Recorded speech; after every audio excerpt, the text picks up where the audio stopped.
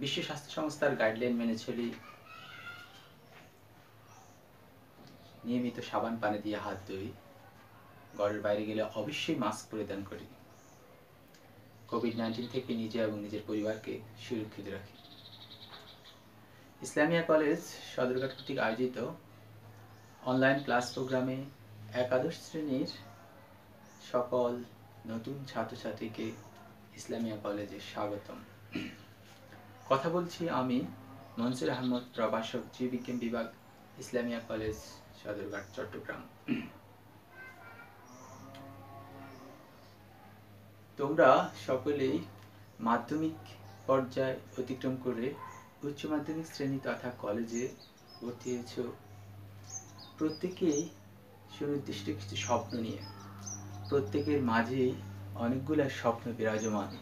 ভবিষ্যতে কেউ ডাক্তার, কেউ ইঞ্জিনিয়ার, কেউ সমাজসেবক, কেউ রাজনীতিবিদ, কেউ অর্থনীতিবিদ, এরকম বিভিন্ন পেশার নিয়োজিত হওয়ার স্বপ্ন, অথবা আরও বিচিত্র ধরনের পেশা রয়েছে, ওই পেশাগুলো যাওয়ার স্বপ্ন নিয়ে মাধ্যমিক থেকে উচ্চ মাধ্যমিক পর্যায়ে এসেছ।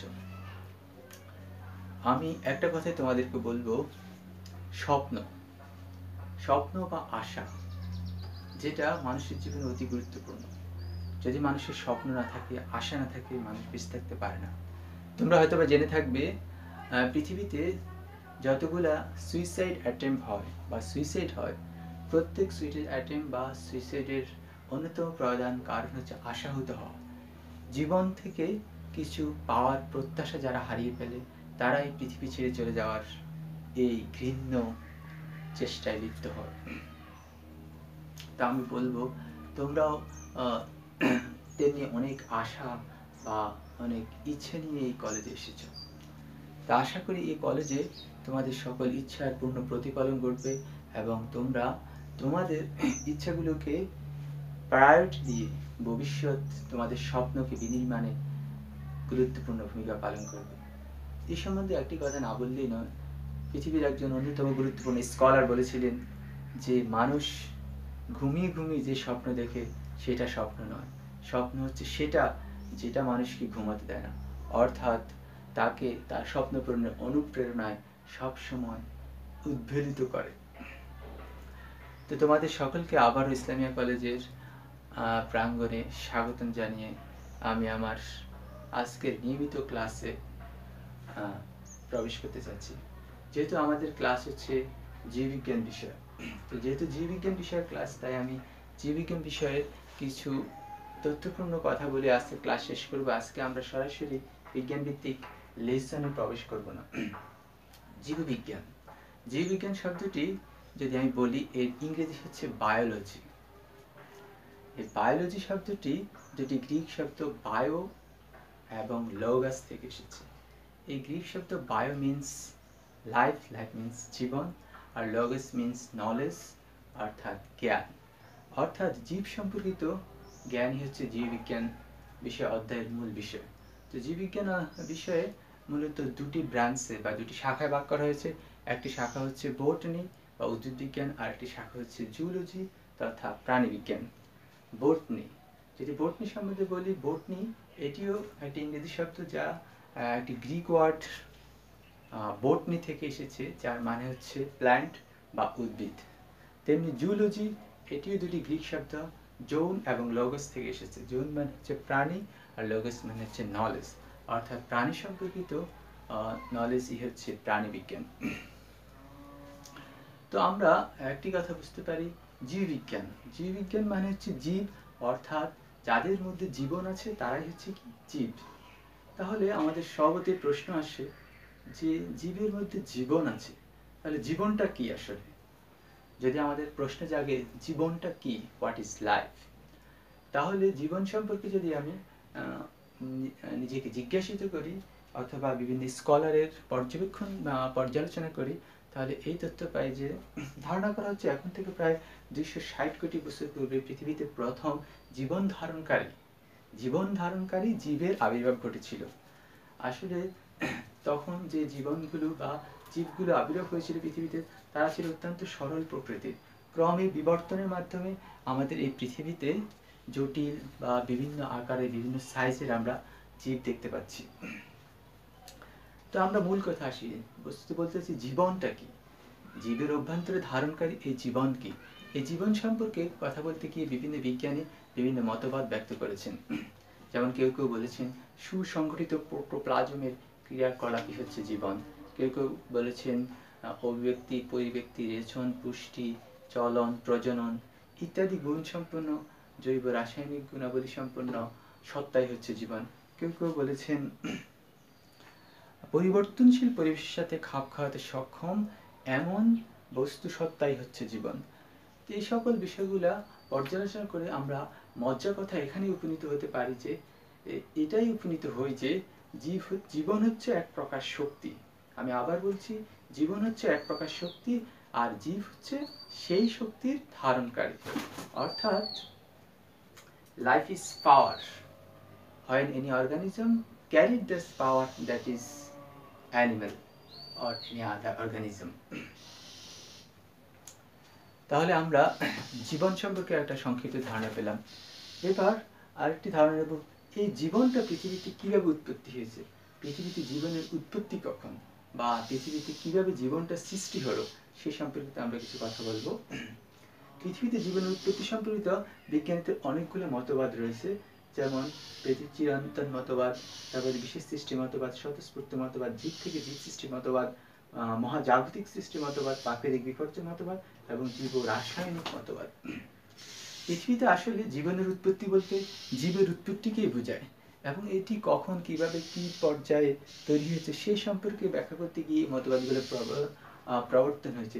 যেমন 1 নম্বর চিরন্তন মতবাদ। এই চিরন্তন মতবাদের প্রবক্তা হচ্ছে হার্টন নামক একজন বিজ্ঞানী। তার মতে তিনি বলেন যে পৃথিবীতে সৃষ্টির সময় যে জীবগুলো ছিল এখনই সেই জীবগুলো আছে, অর্থাৎ নতুন করে কিছু সৃষ্টি হয়নি, যদিও এই মতবাদ বর্তমানে প্রযোজ্য নয়। 2 নম্বর মতবাদ বিশেষ সৃষ্টি মতবাদ। বিশেষ সৃষ্টি মতবাদ প্রকৃত অর্থে এটি এক ধরনের ধর্মীয় মতবাদ, অর্থাৎ যা বৈজ্ঞানিক যুক্তি, তর্ক, সিদ্ধান্ত, আলোচনার ঊর্ধ্বে। এখানে বলা হচ্ছে যে কোন এক অলৌকিক সত্তা পৃথিবীতে জীবন সৃষ্টি করেছে।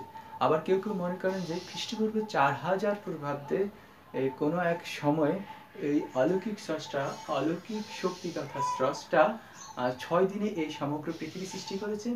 এই 6 দিনের তৃতীয় দিনে তিনি পৃথিবীতে গাছপালা, পঞ্চম দিনে পশু, পঞ্চম দিনে মাছ এবং পাখি, এবং ষষ্ঠ দিনে মানুষ ও অন্যান্য জীব জানোয়ার সৃষ্টি করেছেন বলে ধারণা করা হয়। পরবর্তী মতবাদ স্বতঃস্ফূর্ত মতবাদ। সপ্তাদশ এবং অষ্টাদশ শতাব্দীতে অনেক বিজ্ঞানী মনে করেন যে পৃথিবীতে জীবন আপনা আপনি সৃষ্টি হয়েছে, স্বতঃস্ফূর্তভাবে পৃথিবীর বিভিন্ন বস্তু থেকে জীবনটা সৃষ্টি হয়েছে। যেমন শিশির, সকালে আমরা শিশির যেতে, শিশির কণা থেকে পতঙ্গ সৃষ্টি হয়েছে, কাদামাটি, কাদামাটি থেকে ব্যাঙ সৃষ্টি হয়েছে, এই ধরনের ধারণা প্রবর্তন করেন। কিন্তু পরবর্তীতে এই ধারণাগুলা বৈজ্ঞানিক যুক্তিতর্কের আলোকে রহিত হয়ে যায়। তার মানে স্বতঃস্ফূর্ত মতবাদটি বর্তমানে প্রচলিত নয়। তারপরে জীব থেকে জীব সৃষ্টি মতবাদ, অর্থাৎ এই ধারণার মতে হচ্ছে যে কোনো একটি জীব থেকে অন্য আরেকটি জীবের সৃষ্টি হয়েছে, কখনোই জড় বস্তু থেকে জীব সৃষ্টি হয়নি, যা পূর্ববর্তী মতবাদে বলা হয়েছিল স্বতঃস্ফূর্ত মতবাদ। তারপর মহাজাগতিক সৃষ্টি মতবাদ। মহাজাগতিক সৃষ্টি মতবাদটা আসলে কি? মহাজাগতিক সৃষ্টি মতবাদ ধারণা হয়েছে মহাবিশ্বের অন্য কোনো গ্রহ থেকে এই জীবনটি স্পোর বা কণা রূপে আমাদের পৃথিবীতে এসে পড়েছে, যা পরবর্তীতে পৃথিবীতে জীবন ধারণকারী হয়ে জীবন সৃষ্টি হয়েছে। আর হচ্ছে প্রাকৃতিক বিপর্যয় মতবাদ। কুভিয়েন নামক একজন বিজ্ঞানী বলেছেন এই পৃথিবীতে বিভিন্ন সময় বড় বড় প্রাকৃতিক দুর্যোগ হয়েছে। এই প্রাকৃতিক দুর্যোগগুলোর কারণে পৃথিবীতে যত জীব বিরাজমান ছিল প্রত্যেকেই ধ্বংসপ্রাপ্ত হয়েছে, আবার নতুন করে জীব সৃষ্টি হয়েছে, এবং এভাবেই এই প্রক্রিয়া পুনঃ পুনঃ চলতেছে, এবং পৃথিবী জীবন ধারণকারী জীবের বিস্তার লাভ করেছে, যদিও এই মতবাদের সপক্ষে তেমন প্রমাণ পাওয়া যায়নি। 7 নম্বর হচ্ছে জীব রাসায়নিক মতবাদ, বায়োকেমিক্যাল থিওরি। রাশিয়ান একজন বিজ্ঞানী A.I. অফরিন, তিনি জীব রাসায়নিক মতবাদটি প্রদান করেন, এবং বর্তমান পর্যন্ত বৈজ্ঞানিক যুক্তিতর্কের ভিত্তিতে জীবন সৃষ্টির ক্ষেত্রে সর্বাধিক গ্রহণযোগ্য মতবাদ হচ্ছে জীব রাসায়নিক মতবাদ। তার মতবাদের মূল প্রপঞ্চটি হচ্ছে যে পৃথিবী সৃষ্টির সময় যে সমুদ্র সৃষ্টি হয়েছিল, এই সমুদ্রতে বিদ্যমান বিভিন্ন অজীব উপাদানের ক্রিয়াকলাপের মাধ্যমে এক ধরনের জৈব সত্তা তথা জীবন সৃষ্টিকারী এক ধরনের সত্তা তৈরি হয়, যার সত্তাটি পরবর্তীতে বিবর্তনের মাধ্যমে বর্তমান সময়ে বিভিন্ন প্রাণী তথা জীবন ধারণকারী বস্তুর সৃষ্টি হয়েছে। এতে হলো পৃথিবীতে জীবনের উৎপত্তি। এবার আসো আমরা যদি বলি পৃথিবীর উৎপত্তি কখন হয়েছে বা পৃথিবীর উৎপত্তি কিভাবে হয়েছে। আমরা যে পৃথিবীতে বসবাস করি, পৃথিবীর উৎপত্তি কখন কিভাবে হয়েছে। ধারণা করা হয় যে এখন থেকে প্রায় 500 কোটি বছর পূর্বেই আমাদের এই পৃথিবী সৃষ্টি হয়েছে। তো এই পৃথিবী সৃষ্টি সম্পর্কে দুটি ধারণা সর্বাধিক প্রচলিত। একটি হচ্ছে প্ল্যানেটেসিমাল হাইপোথেসিস আর একটি হচ্ছে নেবুলার হাইপোথেসিস। প্ল্যানেটেসিমাল হাইপোথেসিস আর একটি হচ্ছে নেবুলার হাইপোথেসিস। প্ল্যানেটেসিমাল হাইপোথেসিস, প্ল্যানেটেসিমাল হাইপোথেসিসের মূল কথাটা কি? প্ল্যানেটেসিমাল হাইপোথেসিস মতে ধারণা করা হচ্ছে যে সূর্য একটি গলিত, সূর্য তো এক ধরনের জ্বলন্ত পিণ্ড। এই সূর্য জ্বলন্ত পিণ্ড থেকে একটি অংশ বিচ্ছিন্ন হয়ে আমাদের এই পৃথিবী সৃষ্টি হয়েছে। প্ল্যানেটেসিমাল হাইপোথেসিসের মূল কথা হচ্ছে সূর্য থেকে একটি গলিত পিণ্ড বিচ্ছিন্ন হয়ে ওই বিচ্ছিন্ন গলিত পিণ্ডটি পৃথিবী রূপে আবির্ভাব হয়েছে। তারপর নেবুলার হাইপোথেসিস। নেবুলার হাইপোথেসিসের মূল কথা হচ্ছে আমাদের এই মহাবিশ্ব রয়েছে, এই মহাবিশ্বতে বিভিন্ন মহাজাগতিক ধূলিকণা রয়েছে। এই মহাজাগতিক ধূলিকণাগুলো একত্রিত ঘনীভূত হয়ে এই পৃথিবীর সৃষ্টি করেছে। এটা হচ্ছে নেবুলার হাইপোথেসিসের মূল কথা। তাহলে আমরা পৃথিবী সৃষ্টি সম্পর্কে দুটি ধারণা পাই, একটা হচ্ছে প্ল্যানেটেসিমাল হাইপোথেসিস, একটা হচ্ছে নেবুলার হাইপোথেসিস। নেক্সট আসি, তাহলে পৃথিবীতে সৃষ্টি হলো। আমরা এখন যে পৃথিবী দেখতে পাচ্ছি, পৃথিবীর যে ভূমিরূপ দেখতে পাচ্ছি, 7টি মহাদেশ, 5টি মহাসাগর, পৃথিবীতে জলভাগ স্থলভাগ দেখতে পাচ্ছি, পৃথিবী সৃষ্টির সময় কি এমন ছিল নাকি অন্যরকম ছিল, নাকি ক্রমে এটা বিবর্তন হয়েছে, পরিবর্তন হয়ে নতুন কিছু সৃষ্টি হয়েছে, এই সম্পর্কিত কিছু মতবাদ রয়েছে, কিছু প্রপঞ্চ রয়েছে এবং বৈজ্ঞানিক যুক্তিতর্কের ভিত্তিতে কিছু মতবাদ রয়েছে। একজন বিজ্ঞানী আলফ্রেড ওয়েগনার নামে একজন বিজ্ঞানী প্রমাণ করেন যে পৃথিবী সৃষ্টির সময় যেমন ছিল আজ তেমনই পৃথিবী প্রতিনিয়ত তার ভূমিরূপের পরিবর্তন হচ্ছে। তার ব্যাখ্যাটি আমি এখানে উপস্থাপন করতেছি। আলফ্রেড ওয়েগনারের মতে পৃথিবী যখন সৃষ্টি হয়েছিল তখন পৃথিবীর সমস্ত স্থলভাগ একসাথে একত্রিত ছিল এবং সমস্ত জলভাগ একসাথে একত্রিত ছিল। আমরা জানি সাধারণত পৃথিবীর 3 ভাগ হচ্ছে কি জল, 1 ভাগ স্থল। তো আলফ্রেড ওয়েগনার পৃথিবী সৃষ্টিকালীন সমগ্র স্থলভাগকে নাম দিয়েছিলেন প্যানজিয়া নামে একটি নাম দিয়েছেন, আর সমস্ত জলভাগকে নাম দিয়েছেন প্যানথালাসা। এই প্যানজিয়া এবং প্যানথালাসা পৃথিবীর বিবর্তনে বিবর্তিত হতে থাকে। ধারণা করা হচ্ছে আলফ্রেড ওয়েগনারের মতে এখন থেকে প্রায় 18 কোটি বছর পূর্বে এই প্যানজিয়াটি দুটি ভাগে বিভক্ত হয়ে যায়।